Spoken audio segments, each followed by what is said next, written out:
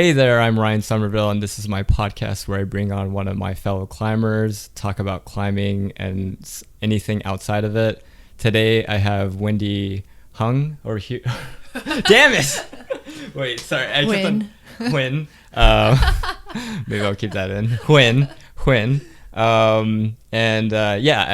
I reached out to Wendy. She's in the climbing community, and we have a lot of friends, but I don't think we've climbed too much together, but It's true, actually. Yeah, but I just seen her Instagram posts of her fitness and climbing journey, and she's very open about her progression or just her setbacks. And we all know that like progression or just like trying to go through a fitness journey isn't a linear path. And there's a lot of injuries involved and just figuring out what works with your body and not. And she's just very open about it. And it's motivating for me to see. So, I just wanted to maybe even just talk about that with her. But thanks for coming on to my podcast. Thanks for having me. I guess to just start off as I always do, how did you get into climbing and how long have you been climbing? How long? I guess it's like 3 or 4 years now. Yeah. Started in 2019, but didn't really get that into it until the end of 2019. Okay. But then COVID. The COVID happened. Yeah. Obviously that's a lot of people's story. They like started climbing like right before COVID happened, and then like they found themselves in the position where it's like, okay, well, when they got back to the gym, it was just like automatically like they started from square one if they weren't like, you know, doing hangboarding or whatever. So when you came back to climbing, when the gyms opened back up, was it pretty much like you're starting for ground zero again, or maybe not ground zero, but I just felt really slow. Like I didn't have the same body awareness that I had when I first started. So it was like my brain could pick up the beta, but my body wouldn't follow along. So you had this expectation of like how your body should move, but it just wasn't following through. Yeah, it felt really clunky. Okay. Yeah, I kind of felt that similar to myself. Like I had all these years of climbing, but and I had climbed somewhat outdoors during like the very beginning of COVID, once like national forests like opened back up. But like there's just, when I was at the gym, you could just go on the different problems and like my stamina, like I was just like, I should be doing this, but I can't, like and then once you got back at the gym, did you continuously like just were on the bandwagon again of like climbing again, or I actually got injured. Oh no. Well, because I was trying to catch up too quickly. Yeah. I had lost weight during COVID. Oh, so when okay. I came back and I was on the wall, suddenly I was like crimping almost better than I was. Oh, interesting. Yeah. Before COVID. Mm-hmm. So then I was pushing myself on like really crimpy climbs before my fingers were ready. Yeah. And then I sprained like 3 pulleys. Oh, like in the same time? I could feel, it was weird because I had never tried to climb that hard before. Yeah. And so I thought maybe I was just being like weak. Oh, okay. Like mentally weak. I was like, with maybe, I was yeah. like, maybe it just hurts and then I need to suck it up and like. Oh, okay. Just go for it. Yeah. But then I realized, okay, it would hurt. It would be like sharp pain during, and then it would hurt afterwards. Yeah. And I just thought I needed to like ice it and stuff, but then I just kept going. Yeah. And then I think I was like, oh, I think something's wrong. Like, it's just hurting way. Were you like asking other people, it's like, what's this pain or whatever, or just like? I actually watched a video on YouTube about pulley injuries. Yeah. And everything that they said and the pressure points where it's pressing down on it. Yeah, and I was like, oh, it's here, and then it's here, and I was like, oh man. Yeah. And then you realize like what they were saying like about like how long it was going to take to recover and all these things. It started to like set in. That was probably the most difficult because I thought I just needed to take a time off. So before I even saw the video, I had taken like 2 weeks off. Yeah. Didn't do anything. And then I came back and then still. Yeah, because obviously that doesn't do much. Yeah. that sucked. I was like, well, why did I take time off? It's like, yeah. But was it because you learned that you had to like still be active and like hangboarding and all that stuff? Yeah, because then I looked into it more and I watched a lot of recovery videos of how it's kind of like progressive overload, but you have to start so small. Yeah. And you have to gauge how, like, the pain threshold too. So you don't want to go too far, but you want to push it enough so that recovery starts. Yeah. So that... Oh, so it's just all about hitting, not going too overboard, but just... Yeah, you literally just start really light with, like, a kettlebell or something. Yeah. And it's just kind of like open hand, or you're practicing this. Yeah. Wow, you were really, like... I felt like I learned a lot when I went through my finger injuries, but I think you got to, like, I'm learning stuff right now. Well, because it was, like, trial and error. Because I wouldn't look at anything, and I thought, resting, and I'll just climb zeros, or I'll rest, and I'll just only do jugs, or only slopes. Wow. But that didn't work. That didn't work. Okay. Yeah. And I was, like, taping a lot, and I was like, this just sucks. It feels like it's going to last forever. Mm-hmm. So then I started watching those videos, and... Was it a climbing doctor, or was... you don't even remember? I can't remember, but it sounded really like, because it was all about the muscles and how, I don't know, it was really interesting. I'll have to find it. Maybe I'll find it and like link it or something. No, we could link it definitely, yeah. Because it sounds very informative, but it seemed like it. I mean, obviously you were able to heal it, right? I think it helped me gauge the pain. Right. Because in my head I was like, I don't know how much anything is supposed to hurt. Right. Okay. Yeah. Yeah, and then so based off of that, it's like, okay, it's supposed to hurt this much. This is okay, but if you go beyond this, then you're actually setting yourself back. Yeah, because you rate the pain, and then you also time it, so it's really. I think it might be Hooper's beta. Then it's like I think he's in San Diego, but like kind of scruffy guy. Yeah. He gives this whole chart and everything like that, and I think I went past that. It was so much information that I was just like, oh, this is a lot. But that's so you like use that as your template to gauge like where I was too on recovery. So that helped a lot, because I was just like, I have no idea. So once you got on that program, you might jump up. Once you got on that program, was recovery pretty quickly? It moved pretty quickly after that? I'd say yes and no. I think it helped give me kind of like a guideline on recovery of like where I am on the journey. Yeah. But when I got back to climbing, I think mentally it was really tough. Right.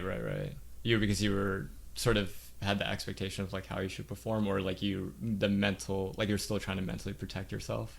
Both. Yeah, a lot of the mental protection. Yeah. Of like, oh, I haven't climbed in a while, I haven't climbed high in a while, I haven't climbed hard in a while. And then anything that had a crimp or that I couldn't open crimp, it was like really tough for me to even want to try. Right. And like you're worried that your foot might slip off, and I bailed so much. I fell all the time. It kind of sucked, but it seemed like you were being very careful and cautious and just taking it, like listening to your body rather than just like, once you knew that it wasn't working in certain ways, you're like, okay, I absolutely have to do this. Because I think people tend to just like, I mean, I even have that problem myself, where I'll just like, okay, it's feeling better, and then I'll just go like super hard, and then like I'll start to feel that lasting pain after the session, just like, and like I just probably set myself back like a week or two or something like that. I think everybody does that though. We're just so eger to get back, not only to like where we were, but we're always trying to surpass where we are. Yeah. But I guess that was just a learning lesson that thank you. I think it's a learning lesson that everybody needs to take. But I find that some people just don't learn from that experience of just like they've been injured and just don't know how to like learn from. But yeah, I guess in other places as well, like I know you've had injuries in terms of like your back had been quite injured, or Yeah, so my back injury is what started my fitness journey. Oh, interesting. Okay. Let's expand on that. What particular was the injury? Well, so it happened again when I was 25. I was snowboarding, and I didn't fall. I just like, when you're new and you're trying to snowboard, your legs just like, because you're using your quads mainly. Yeah. So the burn, I was like, oh man, it burns too much. I just want to sit down and rest. Yeah. And then I I just think like the angle that I sat down, it was just like a weird freak accident. Interesting. But I felt like I had bruised my tailbone. Yeah. But then as I kept snowboarding, it just like didn't feel like just a bruise. Mm-hmm. And I can't even explain it because it didn't hurt, but it felt like a weird bruise. But then the week afterwards, it just had gotten progressively worse. Like accumulated. The pain. Yeah, so then I went and got x-rays, and they're like, okay, if it takes a couple weeks to heal, then it was a contusion. And then if it takes a couple months, then it's like a small like hairline fracture or something. But they couldn't tell for sure on the x-ray. The radiologist. Yeah. But in my head, I was like, why did that happen so easily? Because it wasn't like I just like plopped down on the snow or anything. Yeah. So I thought back, and when I was 13, I went snowboarding for the first time, and I fell on my butt so many times. And I have like a vague memory of the same thing happening, but I was in much more pain then. And so I called my dad, and I was like, hey, do you remember when we went snowboarding when I was 13 and I hurt myself? And I was like, do you remember if it took me a couple weeks to heal or if it took me a couple months? Yeah. And he was like, oh, it was definitely a couple months. Yeah. And I was like, oh my gosh. Is it like repetitive, like falling on your butt over and over again, like the compound effect that sort of like accumulated? Yeah, and I think probably because it happened when I was 13, I'm sure that area of my body's compromised. Yeah. So when it happened again when I was 25, it kind of connected, and I was like, oh, this is what's happening. Damn, yeah. Fracture is like so much like breaking it is probably like better to do than fracturing, as I've learned over the years, because I think a hairline just like totally takes so much longer to like heal over time. That's what I've heard. I don't know the science behind it, whatnot, but so it ended up being a fracture though. Yeah, so I've had x-rays since, and so basically I think what that caused was, I guess, like trauma to the spine. So like my lower vertebrae started to fuse with the I don't know. The bottom one closest to your... Yeah, so like normally when you bend, it's supposed to like open and turn with the rest of your spine. Right. But my bottom vertebrae has started to fuse. So I don't have as easily the same mobility. Yeah. So like hip hinging and stuff. But when I first started climbing, I was really scared to fall because of that. I was like, what if I just fall at the wrong angle on my butt? I know there's pads, but I was like, I also fell on soft snow. Yeah, exactly. So yeah. I was like, oh no. Yeah. So I think when I started climbing, I was very risk adverse. But it seems pretty good so far. Like it hasn't. It's fine now, but it's been a very long journey. So I moved to LA when I was. Or in 2015. So that was when... Wow. I apologize. He's not usually this active. 2015, you came to LA. Yeah, and then I was still dealing with the after effects of healing. Because it's like you have to sit in a donut pillow and you have to sleep only on your back. Oh, wow. Yeah, and I could only sit and stand for X amount of time, so I felt like I couldn't do anything. So your quality of life was just being affected, like so bad. Oh my I was God. so depressed. Damn. And this went on for like how you said, when was the snowboarding sort of incident? When did that happen? What year? That happened in 2015. Oh, okay, same year. But just that whole year was just pretty hard. Yeah, because I was just in chronic pain. Yeah. And this is before I started working out, so I didn't know what to do at all. And I was pretty bedridden for a little bit. Oh, wow. Because I couldn't sit for more than a couple hours. I couldn't stand for more than a couple hours. And so the only thing that made it feel better was to go lay down. But then if I laid down, I would just fall asleep. And then my day would be gone. I'm like, what am I doing with my life except sitting for a couple hours, standing for a couple hours, and then falling asleep? Yeah. But I had moved to Granada Hills. I didn't know like LA very well. So yeah. I moved there and I was like, I'm in LA. Is that the valley? I was like way northwest of the valley. Okay, yeah. Like Chatsworth. Okay. And everything. Yeah. So I was there, and then it just so happened that there was a CrossFit gym half a block away. Oh, okay. And so I just made it my focus of like, okay, I'm really tired of, being the victim or Mm-hmm. just being in pain all the time. And I didn't have the motivation to go to a gym by myself. I didn't know what I was doing. Yeah, I was like, I'm just going to sign up for You're just CrossFit. gonna- yeah. I'm going to start going every day. And then it'll just be like my one accomplishment every day. Yeah, And then I got hooked. yeah. The classic CrossFit sort of.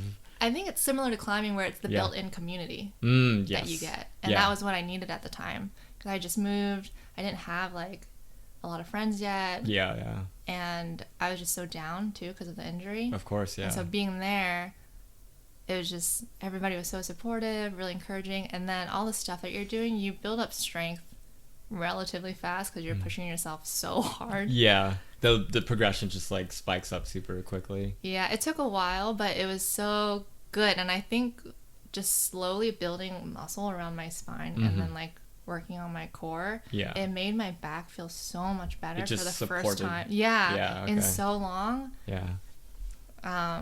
So That's awesome. That's really, I'm super, I mean, I'm glad that you like made that jump to sort of like, because yeah, like why would you think that, you know, oh, okay, I'm injured, I can't go work out because this is going to agitate it more. But that's it's, what I was scared of. I Yeah. just told them like, this is, you know, where I'm at. mm-hmm. But they just adjusted the workouts so that it would accommodate where I was at. If anything I couldn't do, they would just be like, okay, do this instead. You're right. So it was really cool. Yeah, I mean, I'm sure there's a lot. I mean, I've heard there's a lot of injuries all the time in CrossFit. Correct me if I'm wrong, but it's just like only, I guess with climbing, it's like only a matter of time when you do get injured. So it's like, So it's probably similar. Because yeah. you want to keep pushing yourself. yeah. And then it's such an encouraging environment. Mhm, Like if you have a bunch of people yelling at you to like go for it, you're Go, like, go, go. yeah, okay, I'll go for it. Yeah. Interesting. Okay. But how long from starting your CrossFit journey that it took you to like start to feel normal again? Maybe 6 months in. Okay. Yeah. Maybe less. Mm-hmm. Like I feel like maybe by like the first or maybe the second month, Mhm. I was like, whoa, I'm starting to feel like myself again. I feel like just a lot more encouraged than where I was at before. Yeah. And yeah, I don't know. It felt pretty quick. It was a great pivot. Yeah, exactly. Yeah, It was much needed. It's I you know, I've had some areas of like depression and all that stuff from like just not necessarily like from injury, but just like sleeping too much, like not like getting enough sun and all that stuff, like not having a good rhythm, and yeah, just not even going outside and like going and seeing the sun, it could really affect your mental health. But sort of effect. So it's awesome to hear that like you were able to find something sort of miraculously, like just randomly, to like totally change the trajectory for you. Yeah, it was crazy. I was like, what if it was a different studio that was like half a block away? Because in college, I feel like I tried so many things. Like I tried yoga, I tried cycling, I tried, like I wasn't fit. I was just trying it. And I tried HIIT, and there wasn't anything that I really liked or I felt like made a big difference for me, like in terms of how I felt afterwards or what I wanted to get out of it. I think I just had a lot of like things to work through too. Yeah. So CrossFit was like the ultimate outlet for me because it's like you're lifting heavy weights, you're using the barbell, but you're also doing a lot of cardio and it's different every day. Yeah. You don't have to think of the programming, you just literally show up. And then they throw you on. Okay. Yeah, I've never done CrossFit before. That actually was I may have started CrossFit because instead of climbing, I was actually going to go do CrossFit. Yeah, because I freestyle BMX and I was sort of like falling off of it, and so my girlfriend at the time, she was just like, I was like, I'm gonna go try CrossFit because it started to get popular around that time, and she was like in like 2014. That's when I would have tried it, but she's like, you're gonna get injured, try rock climbing.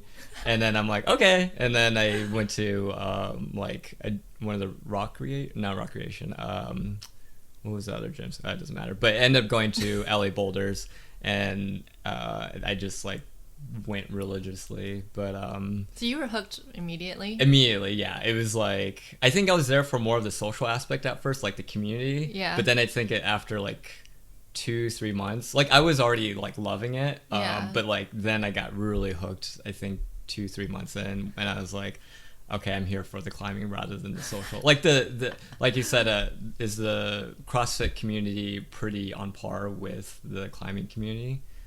I think it's a little bit more of a wider range, like with age. Okay. For CrossFit. Yeah. Yeah. Because there were people there that were younger than me, and then people there that were like way older than me. Okay. But it was like really cool because it was like the one thing that brought us all together because we were all so different. Yeah. And I feel like climbing, it brings more people that are a little bit more similar to you. Yes. Like more laid back, likes the outdoors, generally around the same age. But yeah. Yeah. Okay, I see. Yeah. Yeah, I think to me, there was never I like being in the BMX community, like it could be a little like toxicity. There's a lot of toxic stuff that happens. So when I came to climbing, I was just like, wow, this is like, there's a good mixture of like all genders and just like, openness, like the outdoor aspect. So I was like, is there any other community that's like that? And I guess, yeah, CrossFit's pretty on par. So you were talking about your back though, and like CrossFit and everything. And how did you end up into climbing? Like, how did you get introduced to that? So after I moved out of Granada Hills, I wanted to start going to a regular gym because I felt like I knew enough now to where I wanted to start customizing my own workouts. Yeah. But that was kind of a different learning curve, trying to figure out like what the machines do in the gym. Oh yeah, they don't have the same It's so machines in awkward. CrossFit. Yeah, but it was so fun after a while, and then I got used to that. But Calvin Oh yeah. is the one that got me into climbing. Oh, okay, yeah. So, because I was kind of the opposite of you. So when I first started going, it wasn't like an immediate love. Oh, okay. The bug didn't catch you. Yeah, I was just like, okay, cool. Like, I don't really have, because in my mind I was thinking the same thing. I was like, I don't really have upper body strength. Like, Yeah. heights are kind of scary. I don't want to fall. So I was like, I don't really know if this is my thing. But he was really good about not pressuring me. Yeah. And he was like, just come and hang out with me and my friends. Yeah. I'll just socialize. You don't even have to climb. I was like, okay. And then I think just being around it all the time and watching other people climb.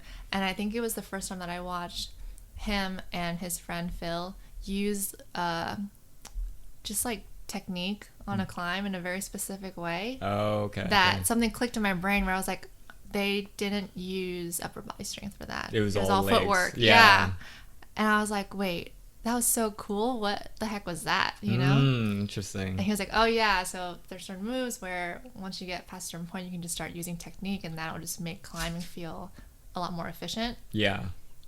And so I think once I realized that, I was like, wait, I want to start trying a little harder. And then slowly I noticed the differences. And then I really liked it because it just reminded me, I mean, it kind of reminds me of weightlifting. Yeah, or in what way? Like you're constantly tweaking your form Oh. or your technique. Okay. And it's like you're trying to perfect it every time. Yeah, And then, on the days where it just like all clicks together, it's like so satisfying. Because the small like incremental movements, it could really utilize your Yeah, strength. it's the littlest things, and it's the same way. So okay. it makes, getting the weight up a lot more efficient. Yeah. Sometimes it just feels super easy and effortless, and you're like, wow, I just did that. And it's the same thing with climbing, where you like, put all this beta together, and sometimes it's the littlest thing of like, I'm just going to shift my hip, or like point my toe slightly out, or like hold it just 2 inches to the right or whatever, and then it just comes together, and you're like, wow. Those like weightlifts, like why was that so hard? Easy, yeah. Why was that so hard to begin with? Yeah. That's great. Yeah. So at what point of climbing was that? Like when you were you were introduced to climbing to that point, when that realization? I think I was introduced to it early summer, and then I think I got I signed up for a membership in October. So it took a couple months of just like me periodically going and checking out, hanging out. Cool. That's a very, because yeah, usually it's like it doesn't. It's the bug that catches everybody so strongly at first that pushes them to climbing. But I mean, yeah, the upper body strength is obviously something that like if someone doesn't have it, then they gotta utilize technique. But like technique, it's like it helps when someone shows you that way, like, you know, Calvin showing you like on that specific climb, and I was like, yeah, I mean, I'm also a really stubborn person. oh yeah. So I was really stubborn about it a little bit, because I was like, oh, I have like my thing. My thing's like lifting in the gym. You have your thing, climbing. And I was like, I guess I'll hang out sometimes, but like, you know, I'm not gonna get hooked. Yeah, it's not gonna happen. So you had this sort of mental barrier to. Yeah, I was like, I already have my thing. I don't need another thing. And then, sure enough, I was like, I'm gonna get a membership. And then I was like, oh, you can't go? I'm gonna go without you. Oh, like it eventually got to that point. Yeah. Oh, that's awesome. Yeah. Okay. Yeah. And now you're, you said, how many, or like since 2019? Yeah. You go pretty consistently now, but it seems like you do like a lot of mixture of. Do you just go to the gym sometimes only to work out and no climbing? I try to be strict. Mm-hmm. Yeah, it's mainly to protect my fingers. Right. Yeah. Like, it's so hard to walk into the gym. Like a lot of times I've seen friends even go into the gym without climbing shoes, and they'll be like, hey, can I borrow your shoes? Like, I'm like, you, like, no, like, but yeah, it's sometimes I just will work out at home just so I know that I won't like touch the wall. So creating that resistance for you to like not like just only go there for weightlifting, that's like it's pretty hard to do. So I think the hardest is when there's a new set. Oh yeah. That's when it's the hard, and you didn't expect it. Like you just walk in and you're like, ooh, oh, it's so new. It's Christmas. It's Christmas. Yeah. I mean, my local gym is Cliffs, and I just sort of hate it there because like, not to throw any shade on like the newer climbers, but it just like they just don't know how to like not stay close to the walls. Oh, mm-hmm. So it just becomes a very dangerous environment. But you're at Vertigo, right, mostly, or Hollywood? I started going to the Post a lot too. Oh yeah. I forget about that gym. It's like weird because I like go to Hobo sometimes. I go to Lab, and I mainly go to Vertigo just because it's the gym where I know all the workers. I know. Mm-hmm. I just always see somebody I know. Yeah. So whenever I feel like awkward or out of place, like sometimes I still get gym anxiety. Oh. Even though I've been going for so long. Interesting. Do you get that too? Yes, but I want to hear your like what exactly makes that anxiety. Is it like the people there or expectations or? I don't know. I was trying to explain this to somebody, and I was like, it's obviously places that we frequent. Yes. So in my head, I'm like, there's no reason for me to feel this way. But I think it's also like, oh, I don't know if I'm going to see anybody that I know. I don't know what type of vibe it is. And I feel like Cliffs and Hobo, well, actually maybe every gym except for Vertigo because I'm the most comfortable there. There's like this, anticipation of like, who's there today? What is the vibe going to be like? Wow, okay. Sometimes it's so busy that it's just like stressful. Mm-hmm. And then other times, for whatever reason, I'm like, I don't know a single person in here. Yeah. And then is that more of a comfortable environment when you don't know anybody there, or is that also? Actually, I think it depends on my mood. Okay. Yes. Like if I feel like being alone, it's like great because I don't have to socialize. Right. But then there's this other, like, it's obviously just a mental thing, and I don't know if it's the same for like guys. But I'm like, sometimes I go in and I'm like, everybody's staring at me. Nobody's staring, but like in my head, I'm like, everybody's judging me. Yeah. There's a like paranoia that is just that usually happens when I'm high. I'm like, why is everybody looking at me? I'm just one little thing everybody's concentrated on. Like I made this weird noise or whatever. But I have a lot of it depends on my mood as well. Like if I've been working for so many hours, working from home, haven't been around a lot of people, I'll go into the gym and then all of a sudden it's just 10 people I know, and then they all want to like chat for a little bit, and I'm just like, and then now I've engaged in the, and I'm sorry for anybody that's like encountered me and I don't look like I'm very friendly or if I have my headphones in, but like it's like I purposely like I don't like try to make eye contact. And is that something you try to do sometimes? It's actually a little bit different. So for me, I'm like that with lifting. Oh, so okay. if somebody who doesn't know me sees me in the lifting section and I'm not making eye contact, I'm not talking to anybody, I'm just like have my headphones in and I'm like I think I look serious, but I know I have like a resting nice face. Oh. So I think in my head I'm like, do not approach me. Yeah. But it's like only like that with lifting. So okay. I think when people see me there, I'm assuming, I don't really know, nobody's told me. Yeah. But I'm assuming that people are like, ooh, she's like kind of standoffish, like doing her own thing. But then I'm like the opposite when I'm climbing. You're super sociable. Yeah, I'm just like, woo, I'm here. Okay. It's depending on like what you're trying to accomplish that day. Like either it's lifting weights or climbing. It's like that's where your mood is channeled. Yeah, I think I just view climbing as such a social thing.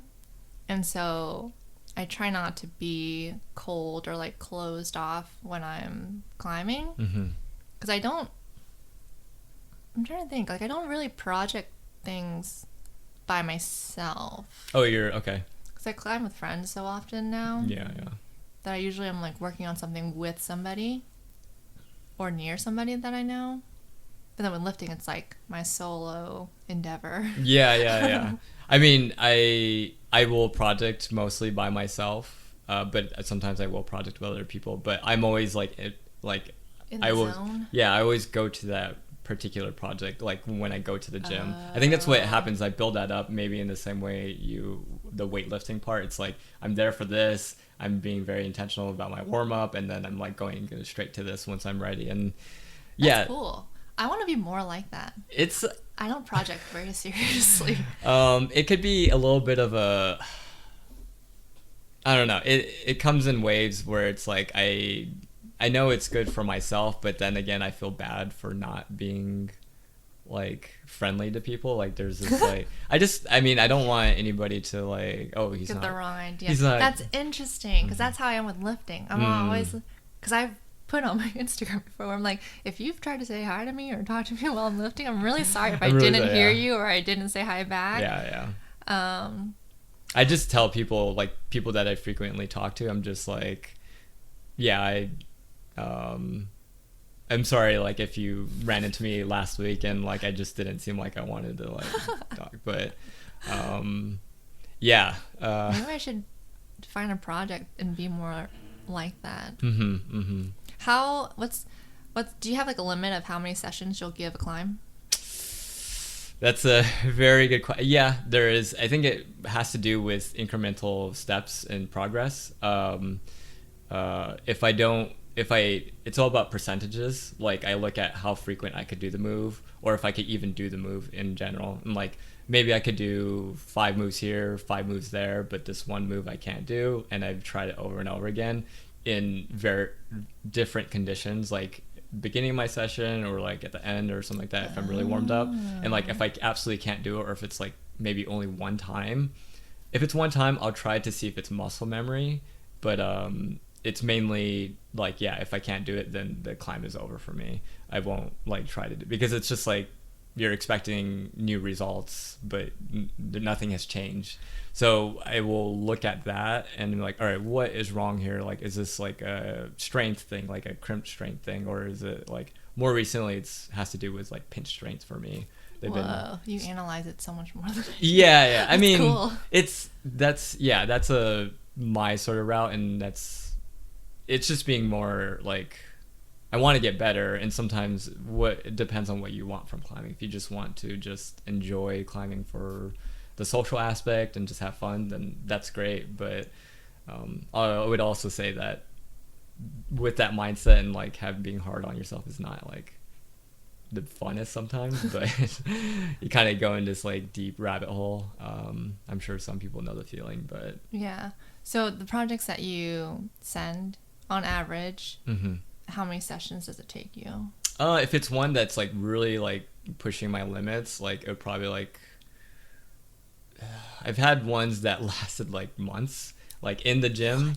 But I'm actually at the longest outdoor climbing project. It's like 9 sessions in. Dang. Okay, what about indoors? Indoors, I think I've like almost gone 2 months for one, like maybe a couple times a week. Wait, what's the average? Like 2, 3 sessions, 4 sessions? Yeah, I would say like 3 to 5 sometimes. If it's like pushing my yeah. And so you've never pushed it to that level. No, that's what I'm trying to figure out. Because I was like, because my thing is, I feel like friends always say you're much stronger than you think you are. Who? Like to me. Oh yeah. But then it makes me get into my head of like, well then how come I'm not climbing stronger, you know? So yeah, I mean I would. I haven't like. I'm sure, yeah, you're very strong, but I would say that probably the thing you need to, and I'm not trying to say this is what you need to do and this will work, but what might help is just being very stubborn about a climb that works in your favor, but is sort of out of your reach, and just maybe not spend the whole session on it, but like give it like a good like 20-30 minutes until you feel like pretty wasted on it, and then just be stubborn, essentially. Yeah, I've never like worked on a climb that long or that seriously. I mean, I kind of have outdoors, but indoors, like I don't think I spend more than 2 sessions on a project. Yeah. So it's like by the second session, either I get it or I just move on. Yeah. But I feel like that's kind of what's hindering progress on certain, like, I don't know. Hitting certain, like breaking through certain plateaus. Yeah. Yeah. Because I'm so quick to quit. I'm like, this is hard. I'm over it. There's other climbs that are calling my name.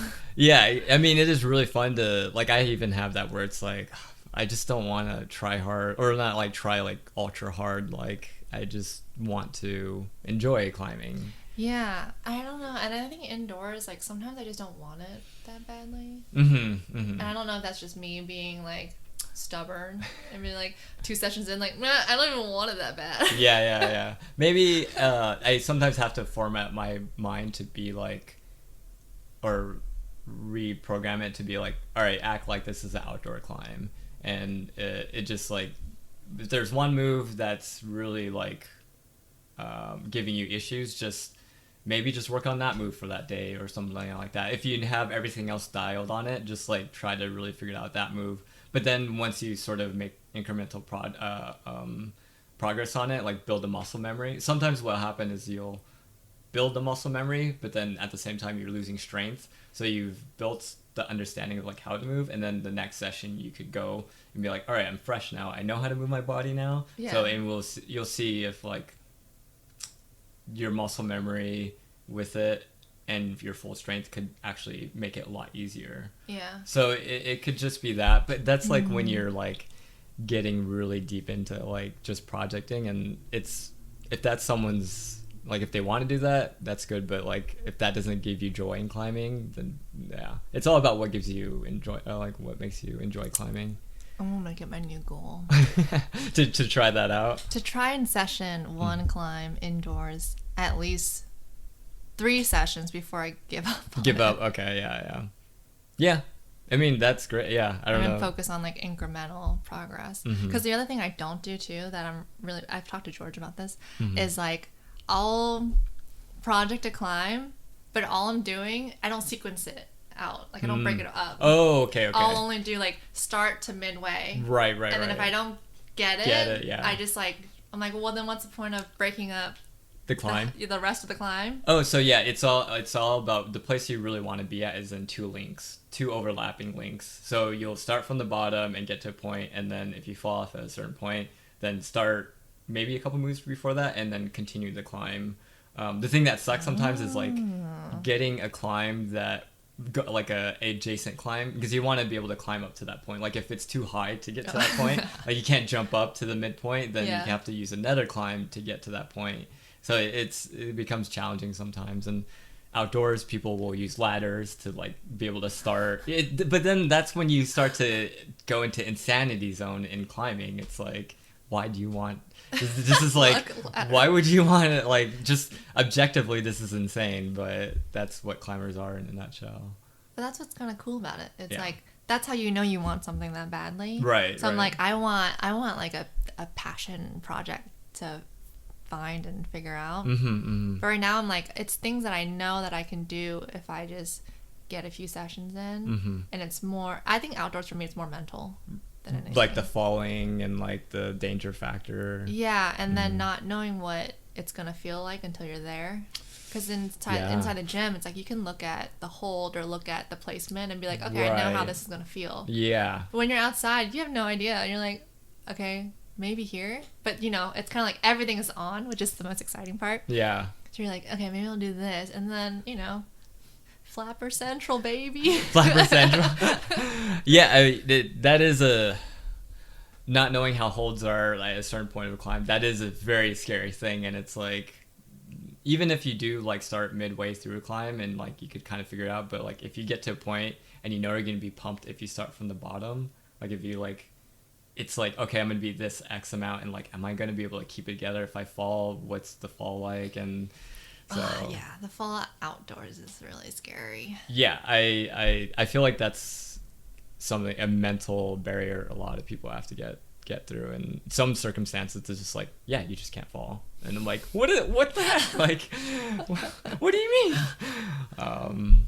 But yeah, it sounds like this is sort of like kind of hitting like maybe you're gonna start projecting. It sounds like, or try to make that change. I want to. I think I've gotten better about trying climbs that are different styles too. Oh, that's very important. Yeah. The only thing that I still don't really do is slab though. Yeah, that's exactly when you said that. I was like, slab. I was like, yeah, because when I had my injuries, I started getting used to slopers, and I hated slopers for a really long time. Oh, okay, I mean, they're still not my favorite, the best, but like yeah. I don't hate them anymore, which I think is a really good progress. And I was talking to somebody about this, where certain crimps, now I'm like, oh, that's way more positive than I thought. But it's funny because it's still like nothing, and I remember, like, you know, go back a year or something, and then it's like that same crimp, I'd be like, ew, I can't do it. Yeah. It's gross. This does not. Yeah. I don't get enjoyment out of holding this. Yeah. Okay. Yeah, it's slab. I think I need a. It's especially good for like when your fingers are like done for, like when you're at end of the session, just like, all right, hit the slab, and yeah. But that's good that you got more comfortable with slopers. That's like something. Yeah, I fucking hate slopers. Are your hands like pretty big, or No. yeah? I have pretty small hands. Okay. So when sometimes people are just like, just hold it. Like, I'm trying. I'm trying. Like, yeah. you know, how much I can grab is, it's just so much. Yeah. Are your hands big? Yeah, I guess we could. Okay. Yeah. Okay. Or you know, like people can like palm a basketball. Exactly. I'm yeah. like, yeah. that's what I think of when they're like, just hold it, like holding a sloper. And they're just I'm like yeah, wrapping around okay. like ET. Yeah. Yeah. One of my friends, is like that. He's pretty tall, like in general, but like I think his fingers are extraordinarily long. Do you know Eddie Kim? There's Jessica or Jess. Or anyways, yeah. I think so. Anyways, yeah. He just has extremely long fingers, and I just feel like he just slip. But then it's also like if your fingers are like really wide, then or like I guess. Oh yeah, that is the benefit. Sometimes it's like a pocket, and they're like, "It's only 2 fingers." I'm like, "You mean 3?" Yeah. Oh yeah. Exactly. Yeah. I usually where people can only do 2, I could do 3. So that's the benefit. But anyways, I don't know if there's anything else that you wanted to add. I guess what's your favorite Power Ranger? That's so random. I don't know. I asked my friend last time if they were ticklish. So. Oh. The OG yellow Power Ranger. Yeah. Did she like pass away? I think she was in a car accident. Yeah. Damn. Okay. Shit. But yeah, she was like one of the first Asian females I saw on television growing Yeah, up. So I was like, yeah. Awesome. No, that's awesome. Yeah, I think mine was like the Green Ranger, and then you think he turned into the White Ranger, and he had like oh yeah, the tiger. But anyways, thank you for taking the time to come on the podcast. Thanks for having me. This is kind of fun. Yeah, no. I could talk. You should do like a round table where you have a bunch of us talk about like spicy climbing topics. Yes, and then we'll all just be really opinionated and obnoxious about it. I would love that. I kind of feel a little like hesitant to like shake the tree a little bit because like I hate confrontation, but it needs to be had. Like conversations need to be had, even though like people are gonna have polar opposite opinions about a topic. But I think generally just being open and aware of other people's preferences is just the important thing to have. Yeah, because I'm learning all the time too, like outdoor etiquette, indoor etiquette.